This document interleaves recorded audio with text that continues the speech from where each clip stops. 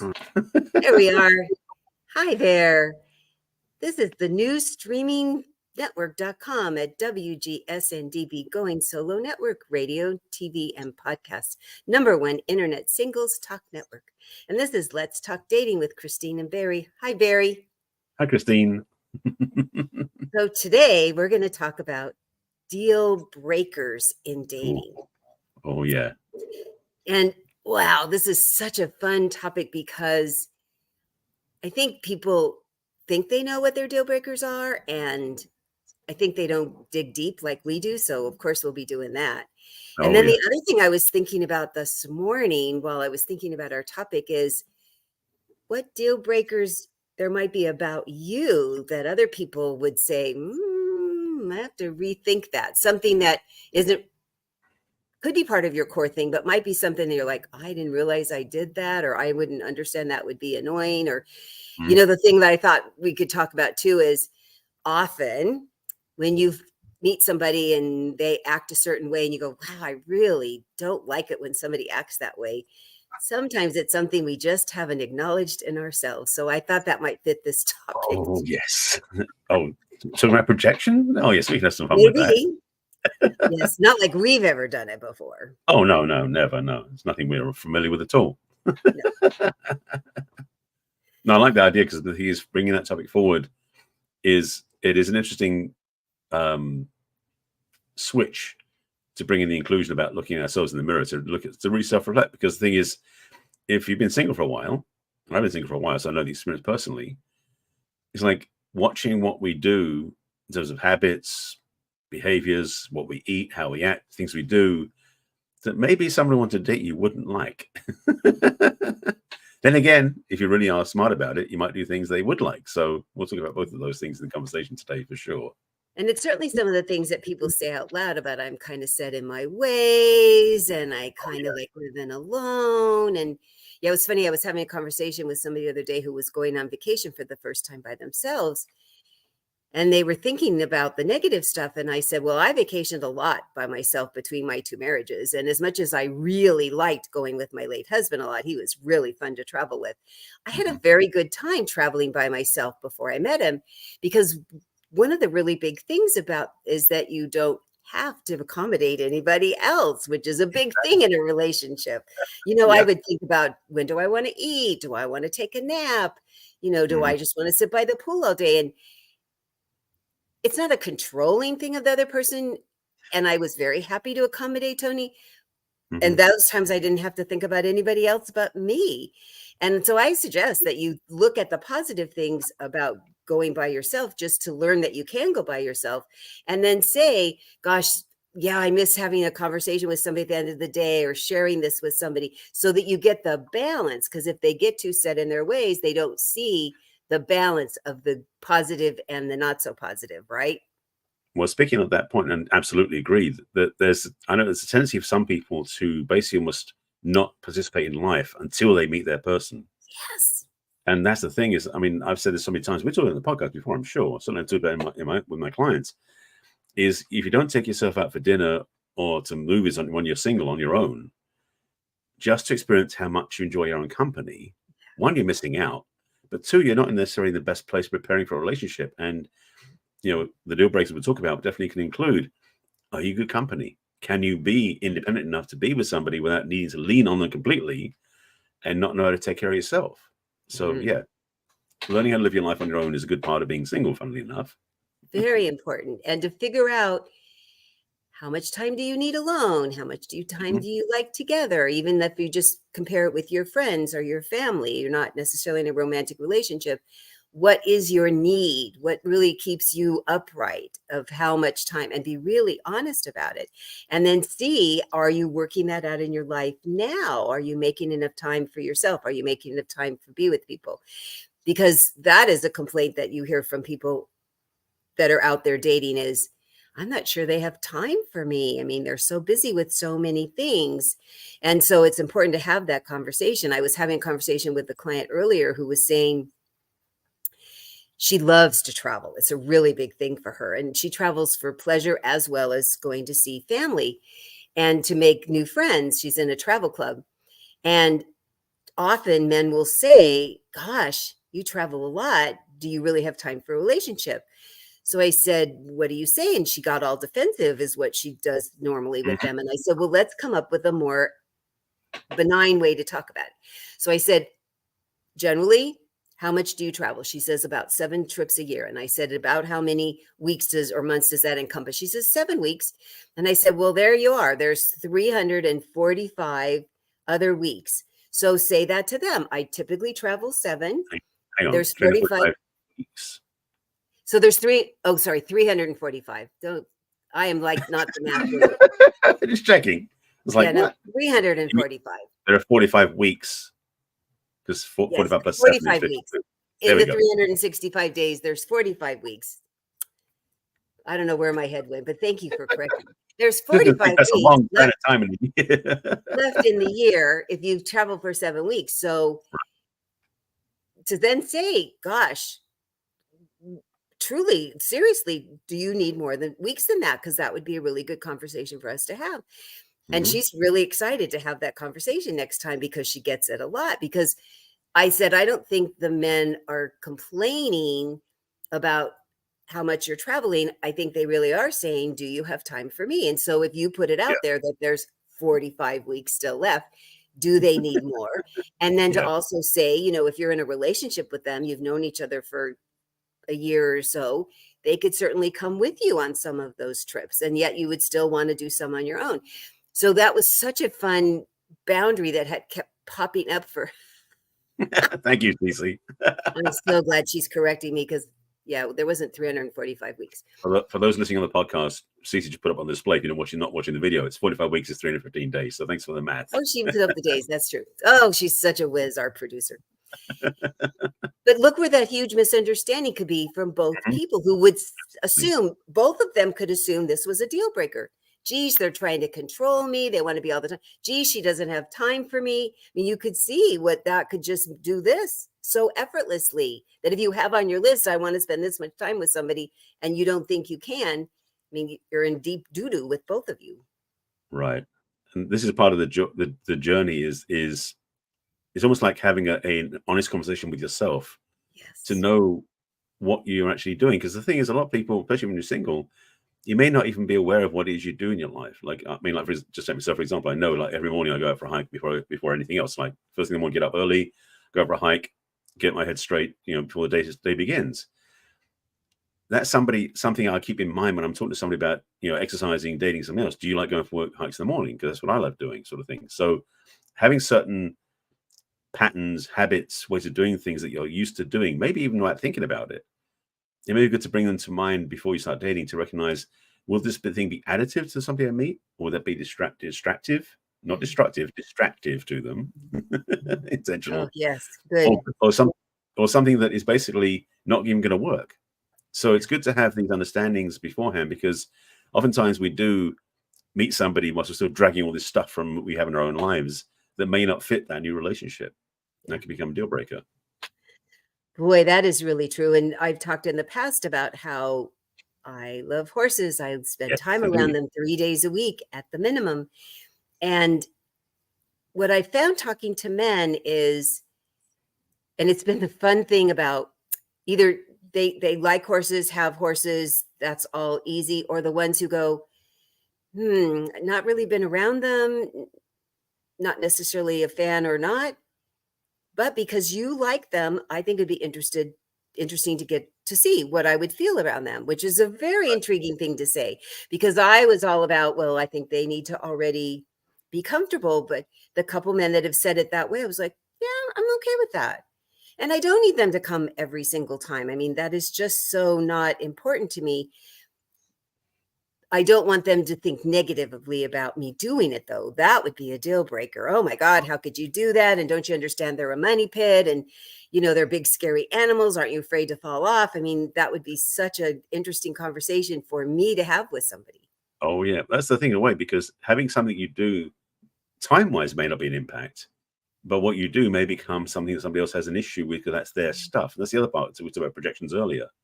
It is about, oftentimes, we have somebody to look in the mirror and have a self-reflection talk to know where we're basically not necessarily align with somebody else's deal breakers. But at the same time, and perhaps just as importantly, we also need to be aware when somebody else doesn't share their honesty with us in terms of what we do doesn't match their values. And that's totally fine, because what they want isn't going to match what you want anyway. But that sort of thing where, with the horse riding, that is something that can be polarizing for some people. So to have that as a clear thing that you will not give up to anybody because it's one of your passions, one of your things you love, is going to weed out, I would suggest, some of those men who don't get it, don't understand it, don't accept it, don't appreciate it, don't enjoy what you do. So yeah, like for anybody who's got these sort of passion project hobbies they love doing, but if it's feeding the homeless, or like I say, go hiking, or it's race car driving, whatever it is, there's a thing you love doing. If the person you meet doesn't accept you for who you are and what you love to do, that's a deal breaker. Certainly could be, if it's a thing that you really need them to be part of, because it is such a big part of your life. Now, I've mentioned the guy that he's been in a relationship now for 6 years, but when we coached for a while, he's the guy that rides 3,500 miles a year on his bicycle. And so we put that in his profile with one of the pictures with him and his bicycle, and then very clearly said, I like riding alone. You don't have to own a bicycle. You don't have to know how to ride. I'm very happy if you not ride with me. If you like riding, it won't be with me because I don't like it. This is my thinking time, my meditation time. And so he ended up getting in a relationship with a woman who's couldn't be less interested in bicycle riding. They do lots of other things together because it's important for him to have his separate time. So she has her separate time. So there's a thing that he's hugely passionate about and spends a lot of time, but he doesn't want to share it, has no desire to share it. So that's the other thing. How do you feel about them having this passion and they don't want to share it with you? I mean, that could be a deal breaker for the person on the other side. There's so many variables. It's interesting that it brings up something else, because I think we touched on it a bit earlier about when you basically just commit to the other person so much that you want to do every single thing with them. That is, for some very rare couples, that works. But for most people, it's suffocating. So in a way, to have a declaration of this is my time for me to do my thing, it's almost a relief for the other person, because they say, you know what, great, you do the thing, I've got space to do my own things, then we can come together when we're both ready and we've got time and it works out for us both. And it is such a useful thing to have, especially if you don't get jealous of that, because that's the other part that comes up sometimes for people, is that they're jealous that you have chosen to do something that takes your time away from them because they want to feel important. Again, deal breakers can show up many different ways and flavors, and sometimes it's personality issues that we talked about before. So having a clarity of understanding that, honoring the choices that are made by each person and trusting each other as well, are great parts of keeping to not be deal breakers. Yep. So there we are, back to what's important to you.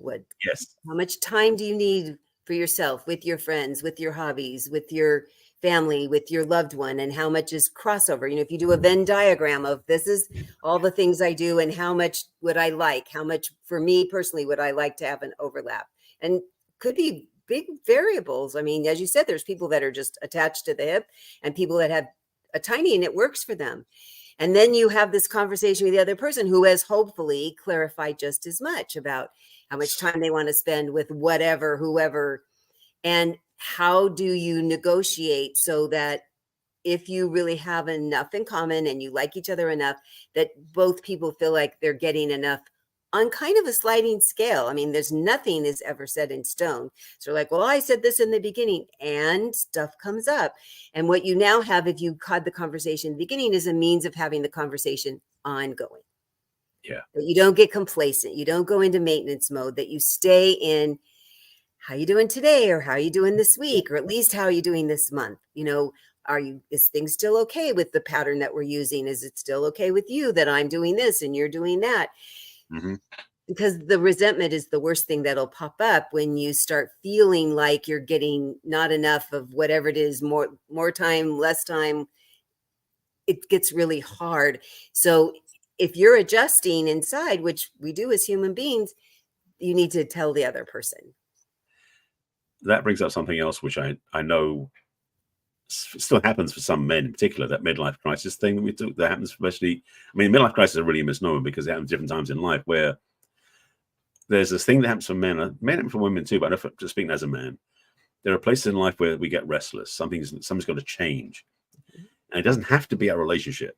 but it might be things that impinge upon the relationship. Mm-hmm. It might be that you want to go climb a mountain or do some new hobby. One of my friends, this isn't the same sort of thing, but he decided he was so fed up with not being healthy, he started running.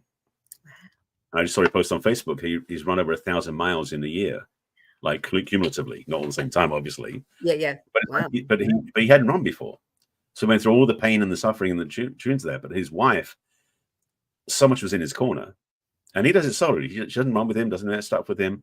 But it's clear that that was a choice that was made that was additive to the relationship because there's more joy there, more love there, more support there.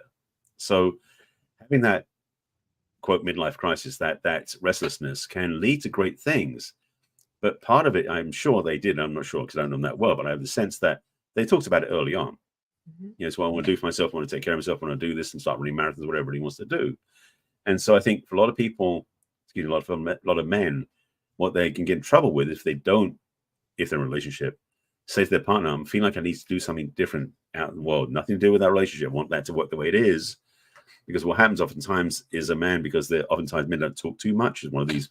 I know I'm generalizing here, but a lot of men don't speak up what's going on, about their feelings, about what's going on inside them. So they'll just decide they're getting restless. And the woman 99% of the time thinks it's about them. And so she gets all upset and resentment builds, as we talked about. Meanwhile, he's looking to find some new hobby to keep himself occupied that doesn't affect the relationship whatsoever. So men, please let your partner know if they're feeling that urge, that need to do something. So that one, perhaps she can give you some good ideas, which is another bonus. But two, she doesn't decide that the relationship is over and she's going to quit you. Such good advice. Such good advice. Because what the man is really doing is he's up-leveling himself to be as good or if not better. He's like, oh, I need to do something else that's going to make me an even better man for this lovely person that I'm with. And if you put it that way, what woman's not going to go, oh, yeah, have at it. So my nephew has always been a hiker. He's been to the base camp of Mount Everest and climbed a bunch of mountains. I don't even know the name. And he has been with his girlfriend for a number of years, and she's a walker and has become a little more of a hiker. Now he's running marathons. And she's like, I don't run. I'm never going to run. It's not going to happen. And then she says, but what could I do? Oh, I have snacks. I have drinks. I know where to go, because you can cut across when they're doing the route and be the chairperson and take all the pictures. And it's like perfect for both of them. It's so perfect because he can't not do this now and she can never do it. And it still works out perfectly fine for the both of them because they talked about it. Yeah. Absolutely. And now they're going to hike to the base camp together. I'm so shocked. Wow. She's going to go with him. There's a different route they're going to take that's just more of an incline. It just takes longer. He says, you want to come? I will work it out. So we all talked about it at Thanksgiving going. But this thing I want to underscore is that a lot of times what we can sometimes erect as deal breakers, like they're so massively like immovable objects, oftentimes are just simply things we haven't looked at from the right place. So the fact that his partner, that she saw a way to serve and add to the value so that she could participate with him, witness him and celebrate him without doing the same thing as him was a great way of showing that it's ways of being involved in the relationship without having to do exactly the same thing as them. Because that's the thing about deal breakers oftentimes is there's sometimes like a bridge too far idea where basically to do what they want to do doesn't work for me. So understanding that there's ways of doing things differently, if you're willing to step back and have a consideration before, and there's the other part. When this conversation comes up, take time with it. Don't rush into an immediate answer like, oh, that's never going to work. It's like, you don't know yet. So there's room to negotiate. Oh, always. Yeah. So there really are some deal breakers in our lives. And often the ones I hear the most about, and I'm sure you do too, is religion, politics, finances, vacation, and just generally time together. Drugs, alcohol, that kind of thing, substance abuse. And I think everybody needs to get really clear about what you cannot live with the other person. You just can't. you might find a way to maneuver it if there's a whole bunch of other great things. You still have to be really clear about, I can't be around cigarette smoke. Turns out pipe and cigar doesn't bother me at all, but cigarette smoke, I have to leave the room. It makes me so sick. So it's a deal breaker for me. I can't even negotiate that. I can't even be around somebody who smells like it. I have to move. It's so nice there aren't many people now that don't smoke. But that's a really hard, fast thing for me because I get ill. So for some people, like their religion can be a hard, fast thing. I need you to be part of my religion, or I need you to believe in God in this way, or I need you to practice a religion this way. I mean, there's a little broader, but they need that. That is absolutely imperative. And same way with the political part. You know, can you agree to disagree? Maybe not at all. These people put it in their profiles all the time. If you voted for, put in the name, because both sides do it. I can't even have a conversation with you to see if we could have a conversation. Nope, not going to happen. Okay. Be really clear about that so that you find out right away, are they that? Are they not that? Whatever the that is. So that even if they're pretty or cute or have great eyes or a great voice or a great job. Oh God, yeah. It can just trip us up if we aren't really clear about, I can't live with this. No matter what, I can't live with this. Yeah, boy. And there we are back being honest again. First honest with yourself and then honest with the other person of, yeah, no, I can't. You're lovely. I mean, I've had to turn down a couple of really lovely people and like, but I can't. Because they're like, well, I'm thinking about quitting. I admire that so much. But they're regular smokers. I can't. And I don't want you to be walking on eggshells or feeling like you have to go outside every 10 minutes. I mean, how would that work? Find somebody that doesn't care for whatever reason. I care too much about this. Absolutely. It's funny when you're saying that. I reflected back on, and definitely the big issues and stuff can come up, like religion, politics, sex is another one as well, but monogamy is things like that as well. Well, we did an episode not that long ago. I think we talked about red flags and green flags, and really what deal breakers are is really what red flags are when you really own up to them. Yeah, because basically what they are is things that just won't work for you, and then you just can't have them. And yeah, it's interesting. Just to add a quick reflection.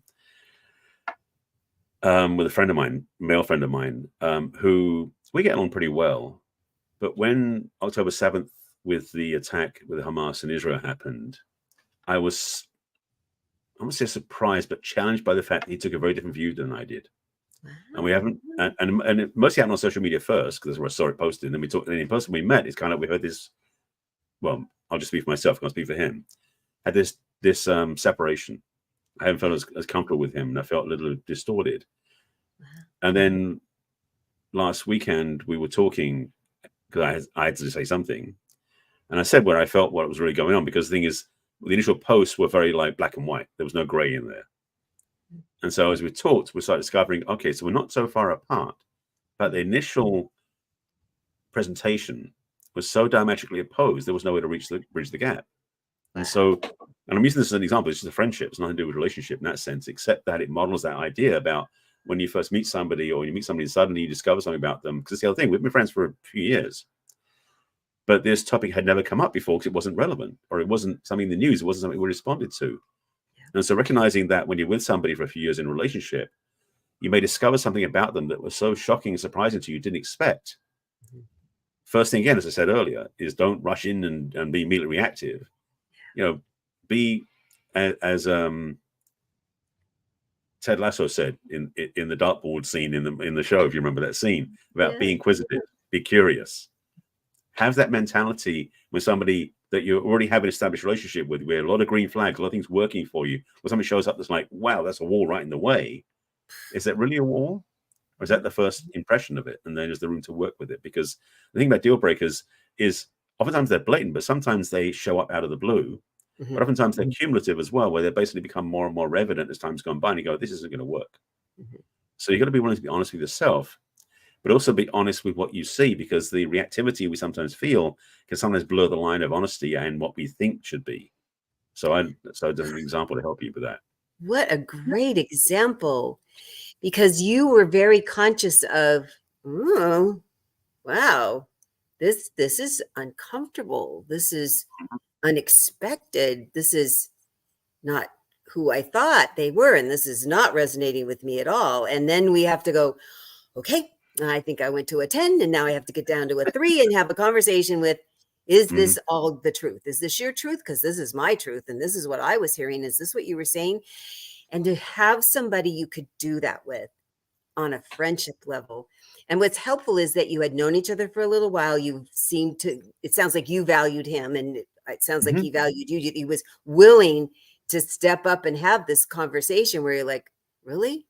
Tell me more about that. And I'm going to just sit here and bite my tongue and listen because I just need you to tell me the news. And it's so hard not to get defensive and belligerent and Oh, preachy, to go, I'm going to be really sad if this doesn't work out. And so I need to do all the research to see if I have all the evidence to say no.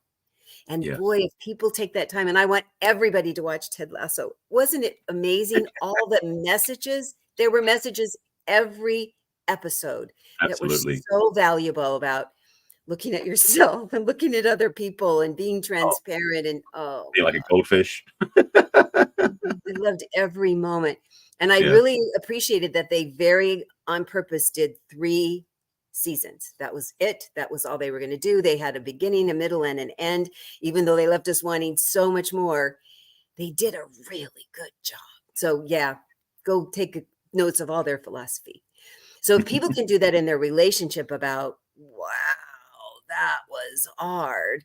And there's another thing that men and women will do where we want to talk about it right now because it feels really emotional and we want to get all our emotions out and we want you to sit and listen to them and reassure us and tell us that you really heard every single thing we said. I was laughing because I've had that experience recently with a friend of mine. She was like just bringing me the news. I'm like, excuse me, I've got capacity for that. Yeah. Can we talk about it when I'm ready? Yeah. Yeah, definitely And if, women 10 times do that.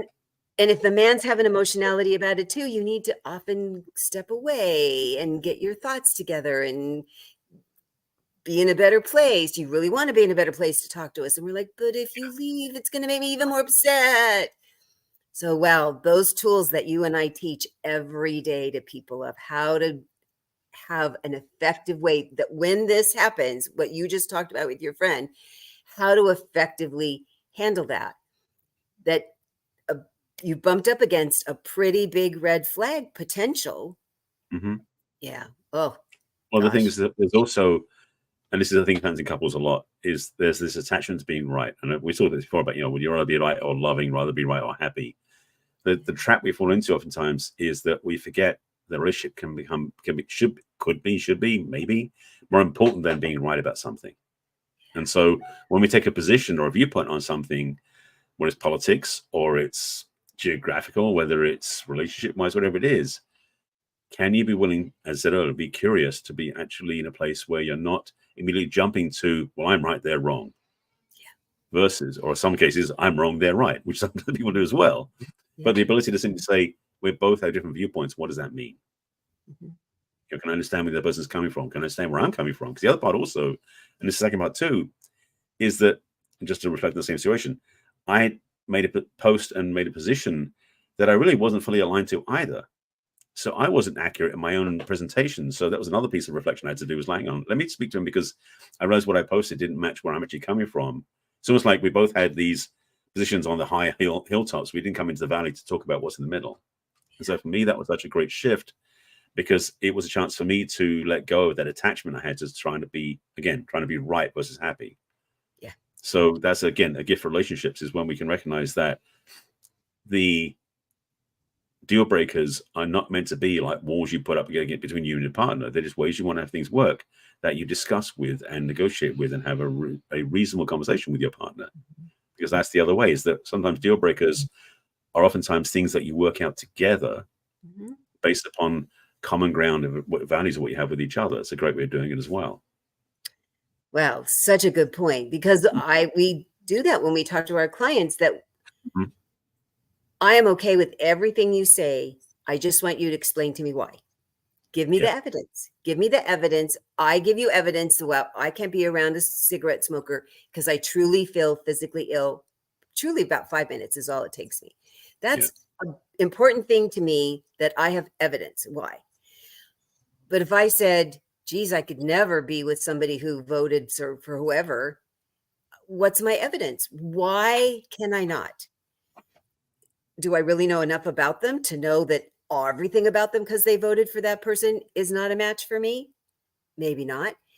Do they have different reasons than I ever thought of why they voted for who they did? I mean, this is such a hot button right now, and we're, having an election in a year, that I've encouraged people, without the point necessarily that you're going to stay together, date further, practice having this conversation where you can say, it's not just because of this one thing or this two things, or because I saw it on the news or I read it on Facebook, that you, in your core, your morals, who you are as a person, this is why. Defend it because it's who you are and what you believe and what's important to you. And you need a few things, a few pieces of evidence. Like in court, they don't have just one piece of evidence ever. You need to have a bunch. And it's not to defend yourself or to even be on the offensive. It's just to get clear about, well, why do I feel that way? Gosh, I remember, my parents always voted this way, or gosh, I heard that he did this, and that's a big problem for me. And are there other parts of him that maybe isn't a problem for me? Wow, how do I weigh those out? And so if you can do that with this entity that's out there, it'll make you more able to do it for yourself and for the person that you're exploring a relationship with. Where he's like, why would I do that? I go, because don't you think it's good practice to just learn how to think this way about yourself and other people, period? And here's a big person that doesn't have to defend himself at all, either one of them. I mean, one of them's president, one of them was. So they don't care what you think or say. I need you to get more clear about why you feel this way, why you're thinking this way. And people can be really resistant. But I go, if you can't do this, how would you ever do the smaller things? Or let's start with a small thing and see, could you work up to a big thing? But this is such a hot button. Everybody's open to talking about it, but not always confirming why they're thinking it, which is really a fun exercise, I think. It's fun, but it's also going to be very undermining of presumptions and things we think about ourselves and each other. The thing that I was going to think about is also one of the gifts that, I've been on this journey for a long time, is being able to be more observant and witness of my own self. Because what most people don't do is realize that they're not themselves. I mean, I could go a whole spiritual path on this, but I won't. But just the simple premise that if you are willing to, in your own journey, to every so often just imagine stepping outside yourself to listen to what you're saying, what you're thinking, what you're seeing, what you're believing. So you can do something like a check, like a systems check, or there's another word for it. But basically having a verification check saying, is this really true for me? Yeah. Because the thing is, I know we talked about this before, and I talk about my work a lot about how we oftentimes, like you were saying earlier, about how, the way our parents vote is the way we vote, sort of thing. We do carry a lot of that unconscious baggage along in adult life that we take into our relationships. And I've got a whole bunch of videos on this and talking about, the paradigm of dating someone like our parents. But the truth is, we also carry beliefs about how life is, how it's religious belief, spiritual belief, financial ways to do things, relationship type piece, all the different pieces of life that we picked up without actually studying consciously in school. We pick it automatically from our family. So again, being witness to ourselves, being willing to go, is that really what I believe? Is what I've been taught to believe? Because you might discover you're actually not who you think you are in a good way. You might discover for yourself, you can actually elevate out of an old paradigm and realize, you know what, I think I'm going to choose differently because I know differently than I did when I was younger, because I was just buying the body line of my family, so to speak. So yeah, big change. And when it comes to dating, people who were married for a long time and dated in their teens, and now they're dating in their 50s, 60s, and 70s. This is really a shift for them. This is a very important conversation that you and I have with our clients about, you can't date with the same mentality you did then, the same rules, the same generalizations. Think of all the life experience you've had. Think of your needs now are probably maybe not 180, but could be a lot different than your needs were before when you were looking for a partner. And to clean house, to go, what does still really fit me? And there are things, it's been fun to find the things that I still believe that is still who I am. That is still what's really important to me. Okay, I've wanted nice people in my life my whole life. It's probably never going to change if I get to be 132. So that's the thing I go, yep, that still fits me completely. That is going back up on the shelf. And then the things I go, wow, yeah, I've shifted some of that. I'm not sure I was as conscious about it. Now I need to be more conscious about what I've shifted and how it's different. And then there's stuff I like, that doesn't fit me at all anymore. That needs to be gone. And to Right. do that with clients is so amazing because they go, I love that I never thought about it that way before. Whatever of those Hmm. categories. It's Oh yeah. blissful when that happens because now they can do something about it, honor it, change it, get rid of it. In fact, to underscore something you said, it is that thing about when someone's dating after being in a long-term marriage from when they were very young, after the day when they're very young. Oftentimes, the first thing they talk about is like how they didn't have dating apps back then, or it's a whole different place to play because they didn't have smartphones or things when they were very young. So that's only part of the picture, like you were just saying. You aren't the same person you were when you were 17, 18, 20, 22. So think about dating the way you did then with the lack of experience you had, the immaturity you had, the lack of clarification of what you really wanted. Considering where you are now, that's the thing. Use that maturity of discernment, of understanding, of knowledge and experience as a way of describing to yourself what you really do want, because you now know the values differently. So yeah, what you said is so true. And it'll help you even more solidify what those deal breakers are. If it's something that you're carrying forward from forever, or you've learned, boy, this keeps happening and I really don't want that. So make sure you're clear about that. That's a deal breaker. And then, as Barry and I always talk about, make sure if you have a list of deal breakers, you now have one that cancels out on what I have to have that cancels that out. Because what would you like instead? Because you can't just keep concentrating on the deal breakers because that helps them show up even more. So you do need to get really clear about them. And then what would you rather? What would you rather? And that is eye-opening for people too, because they haven't thought of, because they're still thinking in the less mature dating mentality. There's a lot of options of other things you could have instead of whatever that thing is, all those things on the list. And that gives finally people start feeling hopeful. Oh, because I don't want that, but I keep running into it, or nobody's like that now. Well, then that's good. We're letting that go. What would you like instead? There's lots of that, more than you could imagine. More people that have discretionary income, more people who like to volunteer, more people who are this baby boomer. I mean, we are this huge pocket of people that are creating huge businesses and activities. I mean, we are creating stuff for future generations because there's so many of us that make the impact that we have more leisure time and more, gosh, what would really make me happy? Because before we had to do a lot of stuff that maybe didn't make us very happy. We have a lot more options now. And when people start honoring that, wow, it's exciting. Right. That's the thing. I mean, it's funny.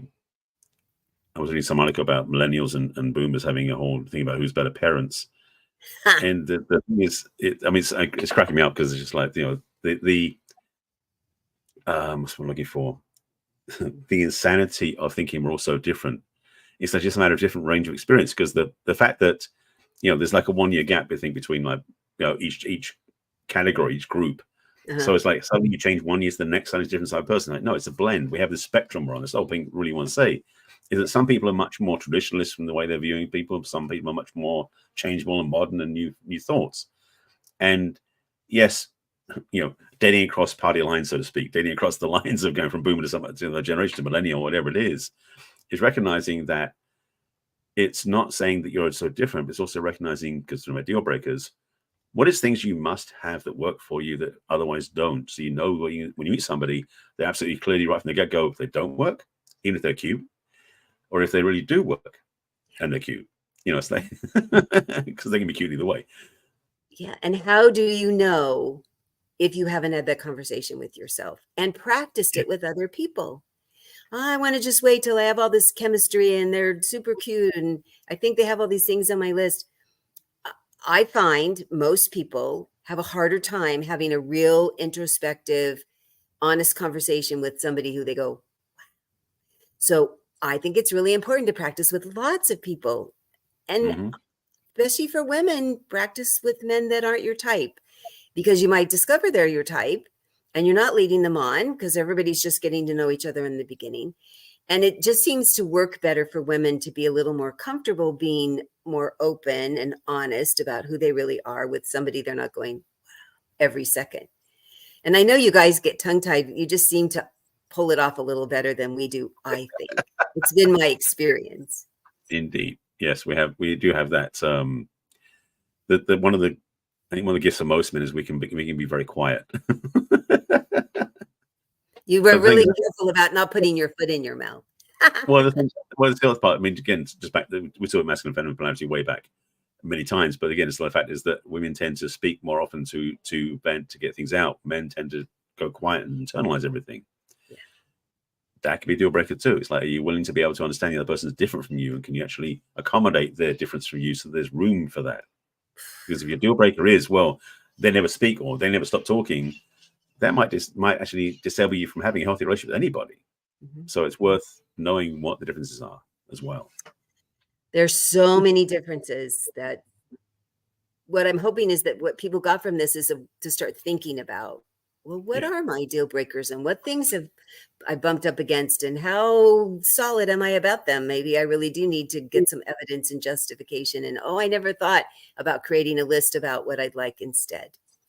Mm-hmm. So if all that feels interesting or intriguing, or you're just like, I'm so darn confused, I need help with this, because people really are so confused about dating nowadays. They just are. Oh, yeah.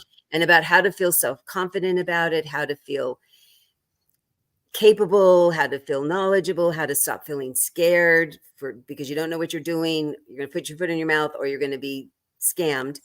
That's why Barry and I are here, doing our jobs personally, individually, and collectively here. So reach out to us because we can sort it all out. It's so much easier to have a partner, I think, in working this out. At least that's what our clients say, right? Yeah, this is our wheelhouse. Oh, yeah. We've spent a lot of years learning it personally and studying it professionally, and then coaching our clients very successfully. Mm-hmm. So if you would like to reach out to me, I would love to talk to you. So you would need to go to my website, which is www.theperfectcatch.com, and click on What's Holding You Back from Love. And then that will give you access to my online calendar, and you can schedule a complimentary conversation with me. And we can puzzle this out. I mean, it's really amazing how much you'll learn in that first conversation together. You can also join my mailing list so that you can get anything I'm mailing out every week to stay up on what's going on in my coaching life. You can also look on and join all my social media. They're all at the bottom with all the little symbols of all the social media of Facebook and LinkedIn and Twitter and X. I have trouble with that. And YouTube and Instagram. So please click, join. Would love to have you. And how do they reach you, Barry? Similarly, I have my own website, which is barryselby.com, which is easy to find because it's my name. My site, as I mentioned before, I'm seeing the proofs of my new site from my designer. I'm looking very excited. So it'll be very exciting to share that with everybody soon. So in the meantime, my current site, existing site, is really a placeholder. But on the site, you can click on the links at the top of in the middle of the screen, the bottom of the screen. If you want to have a discovery session with me, a 20-minute conversation where we can navigate where you are and what you're looking for, where you got value from our conversations here. You can click on the link that says take the next step. At the bottom of the screen is a link to join my email list. Like St. Christine, I have an email list where I send out emails every week. I always send out a replay of this show to my email audience in case they didn't catch it live.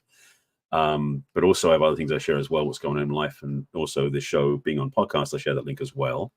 On social media, you can find me on all the platforms. I'm under my name, Barry Selby, on YouTube, where all of these videos are stored as well, plus 1,400 of my own videos. Yeah, there's a lot out there. So Barry Selby on YouTube, Facebook, LinkedIn, X, formerly Twitter. That's the same thing. Pinterest, and what's the other platform that I haven't on? Instagram is different. Instagram is the real Barry Selby, but definitely you can find me there as well. And reach out and get support from either one of us. We do have a lot of resources and we also have a lot of skill.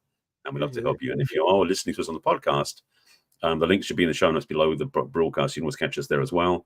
But if you're watching us live, love to see you there too. And definitely get your support that you need and you want. Yes, we love helping you have a better love life. Absolutely. Whoever it's with.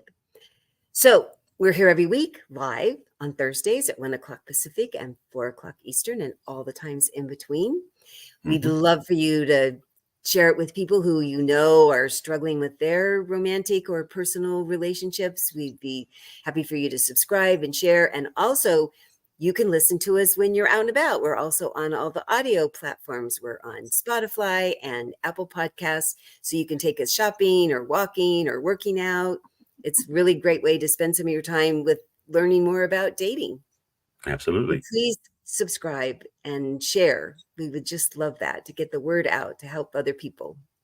Absolutely. Thank you for joining us. Definitely, if you want to share with anybody you know, if you're not willing to face yourself, it's okay. But if you want to learn things from us, we definitely appreciate that. But if you want to share it with your friends who keep nagging you because their relationships aren't working, share it with them as well, please. We'd be so grateful. And they would be too, right? I think they would be, yes. So we'll see you all next week. Bye for now. Take care of yourselves. Bye.